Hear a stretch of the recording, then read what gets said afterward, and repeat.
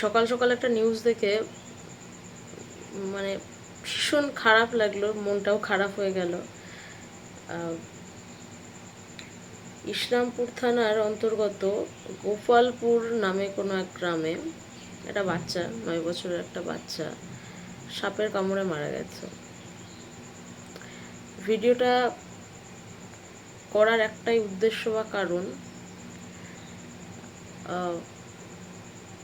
Murshidabad medical college, Baharampur hospital, নতুন hospital বলে আমরা চিনি অনেকে। তো সেই জায়গাটা নিয়ে কিছু কথা বলবো। তো এই যে বাচ্চাটার প্রথমে যেহেতু ইসলামপুরে আছে, ইসলামপুরে বাড়ি, তার ইসলামপুরে আশেপাশে, তো প্রথমত ইসলামপুরে তাকে নিয়ে গিয়েছে। সেইখান থেকে তার অবস্থার অবনতি হওয়ায়, শারীরিক অবস্থার অবনতি হয়, তাকে ডোমকল হসপিটালে ট্রান্সফার করার জন্য যখন বলে, তো তারা বলে ডোমকলে যদি হয় বহরমপুরে ট্রান্সফার করিয়ে দিতে। তো যথারীতি তারা বাইকে নিয়ে গেছে, বোধহয় বাইকে নিয়ে গেছে যেটুকু শুনলাম, মানে আমি দেখলাম নিউজটা আর কি। তো সেইখানে বহরমপুর হসপিটালে নিয়ে যাওয়ার পর কিছু নার্স তারপর আধার কার্ড নিয়ে যেতে ভুলে গেছিল বাচ্চাটা, তাড়াহুড়োতে, মনে নাই থাকতে পারে আধার কার্ড নিয়ে যাওয়া হয়নি, তাই গেট পাস তৈরি করতে নাকি দেরি করে, ট্রিটমেন্টে দেরি হয়। তারপরে সেইখানে কর্তব্যরত ডাক্তার এবং নার্স তারা বলে যে কোনো মহিলা আনা হয়নি, তাহলে তার চিকিৎসা কিভাবে হবে? একটা মেয়ে কি আনতে হয় না? তাহলে একটা যদি মেয়ে, তার বাড়িতে যদি মা না থাকে, তার দিদি, তার বাড়িতে যদি কোনো মহিলা না থাকে, তাহলে সে কোনো চিকিৎসা পাবে না। মানে কোনো বাচ্চা যদি হয় এই ক্ষেত্রে, সে কোনো চিকিৎসা পাবে না, মানে তার দেরি হবে এবং সে বাচ্চাটা মারা যায়। চিকিৎসার গাফিলতি, অবশ্যই সাপটা ছিল কালাজ সাপ, অতি বিষাক্ত সাপ আমরা জানি। তো যেই মায়ের কোল ফাঁকা হলো, আমি ওনার কথা ভাবলেই আমার বুকের ভেতরটা কেঁপে উঠছে। আর এই যে মুর্শিদাবাদ মেডিকেল কলেজ, তাদের সেইখানে কিছু ডাক্তার, নার্স রূপী কিছু জানোয়ার আছে। জানোয়ার, হ্যাঁ আমি আবারও বলছি জানোয়ার, জঘন্য, তারা মানুষের পর্যায়ে পড়ে না। তারা এই ক্ষমতা, ডাক্তার নামের পাশে যে ডাক্তারটা, সরি নামের আগে এই যে ডাক্তার শব্দটা বসায় না, তারা তাদের মর্যাদা জানে না। এবার বলি কেন। কারণ মুর্শিদাবাদ মেডিকেল কলেজের অভিজ্ঞতা, কিছু বাজে অভিজ্ঞতা আমার আছে। এই তো কয়েক মাস আগে, গত মার্চ মাসে, ওই 29-30 তারিখ করে আমার ঠাকুমা বহরমপুর হসপিটালে ভর্তি হয়। আমার ঠাকুমার যেহেতু বিপি হাই হয়ে যাচ্ছিল বারবার, ইঞ্জেকশন ওষুধেও কম ছিল না, মানে ওটা মোটামুটি 192 এইখানে ছুঁই ছুঁই ছিল। যেহেতু ডোমকল হসপিটালে 2বার ইঞ্জেকশন দেওয়ার পরও সেটা কমেনি, তারপর বহরমপুর নিয়ে যাই আমরা, বহরমপুর ট্রান্সফার করিয়ে দেয়। কী হয়, সেইখানে রাত্রিবেলায় ইঞ্জেকশন, স্যালাইন দেওয়া হয়, তাতে সকালবেলায় ঠাকুমার বিপিটা নর্মাল হয়ে যায়, মোটামুটি 120। তারপর ওনাদেরকে ব্লাড প্রেশার চেক করার কথা বলে তুমি ডাক্তার না আমরা ডাক্তার, এরকম কথা আসে ডাক্তার এবং নার্সদের কাছ থেকে। তারপরে দুপুরবেলায় বিপি চেক না করে আবারও কিন্তু ব্লাড প্রেশার কমানোর একটা ইঞ্জেকশন দেওয়া হয়। সেই ইঞ্জেকশনটা পাওয়ার 5 থেকে 7 মিনিটের মধ্যে আমার ঠাকুমা ভীষণ অসুস্থ হয়ে যায়, প্রচণ্ড রকম কাঁপতে থাকে এবং প্রচণ্ড ঘাম হয়, এবং ডাক্তাররা বলে পেশেন্ট কিছুক্ষণের মধ্যে মারা যাবে। এবং আমার সাথে ডাক্তারদের ভীষণ একটা ঝামেলা হয়ে যায়। সেইখানে কিছু পুলিশ ছিল এখানে ডিউটিতে, বোধহয় পুলিশ ক্যাম্পে নিয়ে যায় আমাকে। ওখানেই পুলিশ ক্যাম্প, হসপিটালের উল্টো দিকে, হসপিটাল বিল্ডিংয়ের উল্টো দিকে হচ্ছে সেই পুলিশ ক্যাম্প। তো আমি সেই ডাক্তারের একটা ভিডিও করেছিলাম। মানে উনি আমার সাথে ভীষণই বাজে রকম ব্যবহার, ওনাকে জিজ্ঞেস যদি করা হচ্ছিল যে কি ওষুধ দেওয়া হয়েছে, আমি জানাবো, একজন সৎ মানুষ, সৎ ডাক্তার, আমার খুব পরিচিত, আমার খুব শ্রদ্ধেয় মানুষ তিনি। আমি জানি না তিনি আমার ভিডিওটা দেখছেন কিনা। তো তিনিও একজন নামকরা ডাক্তার, আমাদের ডোমকল হসপিটালেরই ডাক্তার। তো ওনাকে আমি দেখাবো, আমি খুব বিশ্বাস করি, খুব ভরসা করি ওই মানুষটাকে। তো উনিও জানতে চাইছে যে ওনাকে কি কি ওষুধ দিয়েছে, কি ইঞ্জেকশন দিয়েছে, সেটা জিজ্ঞেস করো। তো উনি বলবে না, আমরা কিছু জানি না কি ইঞ্জেকশন দিয়ে হয়েছে, পেশেন্টের অবস্থা খুব খারাপ, কলকাতা ট্রান্সফার করতে হবে, নাহলে পেশেন্ট মারা যাবে কিছুক্ষণের মধ্যে, তো আইসিইউতে দিতে হবে, এরকম কিছু বলছে। মানে সেইখানে আমার একটা আবেগ কাজ করছিল, যেহেতু আমি আমার ঠাকুমাকে ভীষণ ভালোবাসি। এই পৃথিবীতে সব থেকে বেশি যদি আমি কাউকে ভালোবেসে দিই সেটা হচ্ছে আমার ঠাকুমা।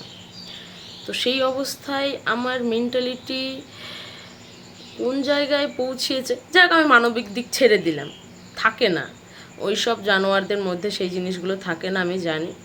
তারপর না আমি লুকিয়ে একটা ভিডিও বানিয়েছিলাম সেই ডাক্তারের অতি সুন্দর আচরণ পেশেন্টদের সাথে, সেটা ভিডিও বানিয়েছিলাম। তো আমার ফোনটা কাড়ার চেষ্টা করা হয়েছিল, পাশ থেকে আরেকটা নার্স বলছে এই ভিডিও করছে, কাকে যেন পাঠাচ্ছে। আরে ডাক্তার যদি ভালো ব্যবহার করেই থাকে, নার্স যদি ভালো ব্যবহার করে থাকে, তাহলে তো ভয়ের কিছু নাই, ডাক্তারের ভয় কিসের জন্য? আমি কয়েক সেকেন্ডের একটা ভিডিও, তারপরে সিকিউরিটি ডাকা হয়, পুলিশ ডাকা হয় আমার ফোনটা কারার জন্য। আমি ফোন দিইনি, আমার ফোন নেওয়ার ক্ষমতা হয়নি তাদের, আমি ভয় পাইনি। আর সেইখানে একটা জিনিস দেখেছিলাম, কিছু মানুষ এত ভীতু, এত কাপুরুষ, সেখানে তাদের নিজের পেশেন্টের যদি কোনো ক্ষতি হয় বলে সত্যিটাকে তুলে ধরতে পারছে না যে আদৌ আমাদের সাথে বাজে ব্যবহার করা হয়েছে। তারপর আমি নিয়ে চলে এসেছিলাম আমার ঠাকুমাকে বাড়ি, যে থাকবেই না যে মানুষ, তাহলে কলকাতা নিয়ে গিয়ে কী করব কিছুক্ষণের জন্য, যদি তাহলে আমার বাড়িতেই যাক। আমার ঠাকুমা এপ্রিল, মে, জুন, জুলাই, আগস্ট 5 মাস এখনও বেঁচে আছে আমার ঠাকুমা, এবং সুস্থভাবে বেঁচে আছে। আমার ঠাকুমা খাওয়া দাওয়া করে যেমন নর্মাল, সব ঠিক আছে, যেই মানুষটা নাকি কিছুক্ষণের মধ্যে মারা যাচ্ছিল। এর আগেও গতবারের অভিজ্ঞতা, আমি আমার এক রিলেটিভ নিয়েছিলাম, 4 দিন ভর্তি ছিলাম সেইখানে, হ্যাঙ্গিং কেস ছিল। তো সেইখানে মুখ দরকার আছে একটুখানি, নাহলে চিকিৎসা বোধহয় ঠিকঠাক পাওয়া যায় না। চিকিৎসাটা না আদায় করতে হয়, বহরমপুর হসপিটাল থেকে চিকিৎসাটা না অনেক সময় আদায় করতে হয়, নাহলে ওই যে বললাম কিছু জানোয়ার আছে, ডাক্তারের মতন দেখতে, নার্সের মতন দেখতে। আমরা ডাক্তার নার্সদেরকে ভগবান রূপে চিনি, যেরকম দেখানো হয় না সেরকমটা কিন্তু সবসময় হয় না। তো সেখানে কি হয়েছিল, আমি যখন ছিলাম আমার সেই রিলেটিভকে নিয়ে বহরমপুর হসপিটাল, নতুন হসপিটাল বা মুর্শিদাবাদ মেডিকেল কলেজ, সেখানে আছে তো আয়া দিদিরা তো আছেই, ওরে বাবারে অতুলনীয় তাদের ব্যবহার, বিশাল ভালো। তো সেইখানে খুব সম্ভবত তাদের বাড়ি ছিল, একজন পেশেন্ট ভর্তি ছিল, তাদের বাড়ি হচ্ছে বেলডাঙ্গা, উনি নিঃসন্তান ছিল।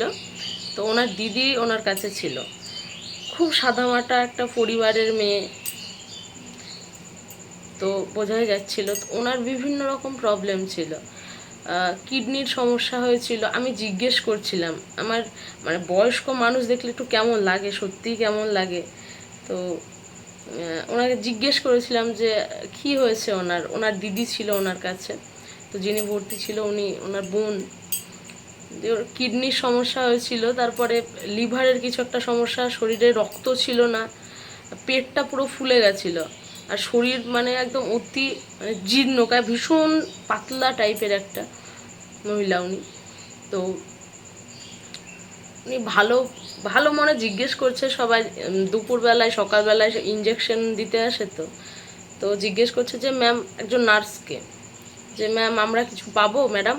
তাই বলছে সব কিছু নেবে নাকি? এত বাজে ব্যবহার করে, সব কিছু নেবে নাকি সরকার থেকে? এই একবার রক্ত নিলে, ওই নিলে আবার ভাবছো সব কিছুই পেয়ে যাবে? তোমরা এত অসভ্য লোক! এত কিছু মানে একটা নর্মাল কথা, একটা সাধারণ কথা ওনাকে জিজ্ঞেস করা হলো যে আমরা কিছু পাবো, মানে একটা রক্ত চলেছে ওনার রাত্রিবেলায়, দিয়ে সকাল কি দুপুর ছিল ওনাকে জিজ্ঞেস করছে। তো উনি মানুষকে মানুষ মনে করে না ওনারা, শুধুমাত্র এটা সরকারি হাসপাতাল বলে। এটা যদি আবার নার্সিংহোমে হতো, ক্ষমতা ছিল না। তুমি যেই কাজে নিয়োজিত হয়েছো, নার্স ডাক্তার, সেটা ঠিক করে পালন করো। সাধারণ মানুষকে মানুষ মনে হয় না? আচ্ছা, আর একটা জিনিস হচ্ছে যে মুর্শিদাবাদ মেডিকেল কলেজ বা যে কোনো হসপিটালে নাকি ভিডিও করা বারণ। তাহলে ভিডিও করলে এত বছরের জেল হতে পারে, ওই হতে পারে। তারপর হসপিটাল কর্মীদের সাথে বাজে ব্যবহার করলে জেল হতে পারে। তাহলে হসপিটাল কর্মীরা যদি বাজে ব্যবহার করে, শ্রদ্ধেয় পূজনীয় ডাক্তার নার্সরা যদি বাজে ব্যবহার করে, সেই ক্ষেত্রে করার কি? সেই ক্ষেত্রে আমি এই উত্তরটা না চাই। সরকার আইন তৈরি করা, হসপিটালের নিয়ম রীতি তৈরি করা মানুষজনের কাছ থেকে, যে ডাক্তার নার্সরা, তারপর কিছু কিছু সিকিউরিটি, ওরা বাবা, ওরা তো সব এক একটা সুপারভাইজার। এরা যদি বাজে ব্যবহার করে তাহলে জনসাধারণের সাথে, তাহলে এর বিনিময়ে কি করণীয়, কি করা যাবে তাদেরকে? না, আমি চাই উত্তরটা। আমার ভীষণই বাজে অভিজ্ঞতা। আমার মা তখন পুরনো হসপিটাল ছিল, সেখানেও চিকিৎসা ঠিকঠাক হয়নি। আমার মাও পড়ে থেকে মারা গেছে, কিচ্ছু হয়নি, ফেলে রেখে দিয়েছে এক সাইডে। তো তখন তো আমরা ছোট, তখন অনেক ছোট, আমরা 14-15 বছর বয়স আমাদের। আর যদিও মাথায় তেল নাই, তো যাই হোক, মায়ের কথা ছেড়ে দিলাম অনেক দিন আগেকার। তাহলে ডাক্তার নার্সরা যদি বাজে ব্যবহার করে, সেটা আমি তুলে ধরবো কিভাবে? আর তেলে মাথায় তেল দেওয়ার তো লোকের অভাব নাই। যখন জানবে ডাক্তার, পুলিশও তো ডাক্তারের দিকে হয়ে যাবে। সেদিন যেটা হয়েছিল, তারপরে যখন আমি সব কিছু বলি, তারপরে এক পুলিশ এখানে বলে ওঠে, পুলিশ কর্মী, যে ডাক্তারকে আমরা তো ভগবান মনে করি, কিন্তু ডাক্তাররাই যদি এমন করে তাহলে কি করে হবে? যাই হোক, পরে আমাকে ওই 40 থেকে 45 মিনিট এরকম, তার মধ্যে আমাকে ছেড়ে দেয় ওরা, আমি যখন সব কিছু জানাই। তো ডাক্তার এফআইআর করে দিচ্ছে, এই করে দিচ্ছে, ওই করে দিচ্ছে, সেটা ডাক্তার বলে শুধুমাত্র?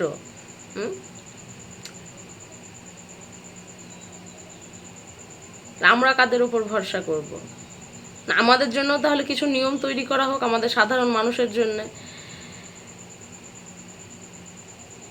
আমি তো না হয় 2-1টা কথা বলতে পেরেছি, যারা কথা বলতে পারে না, তারা কি করবে? আর আমি চোখের সামনে এত মরতে যে দেখি না, এটা সুস্থ স্বাভাবিক মানুষ, হাঁটা চলা করা মানুষও মারা যাচ্ছে, আর ওখানে সিনিয়র ডাক্তার তো নাই সব। কেউ কথা বোঝে না, কেউ হিন্দিতে কথা বলে, কেউ বাচ্চা ডাক্তার, বাচ্চা,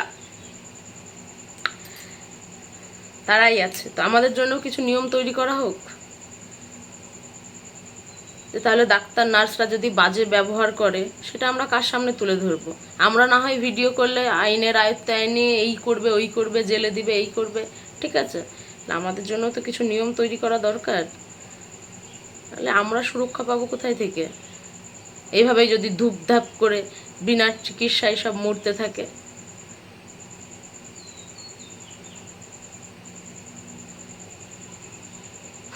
কারো কাছে আছে কোনো উত্তর? দিতে পারবে আইনের কোনো উত্তর, যে আমরা কি করব, আমরা জনসাধারণরা কি করব? থাকলে জানিও।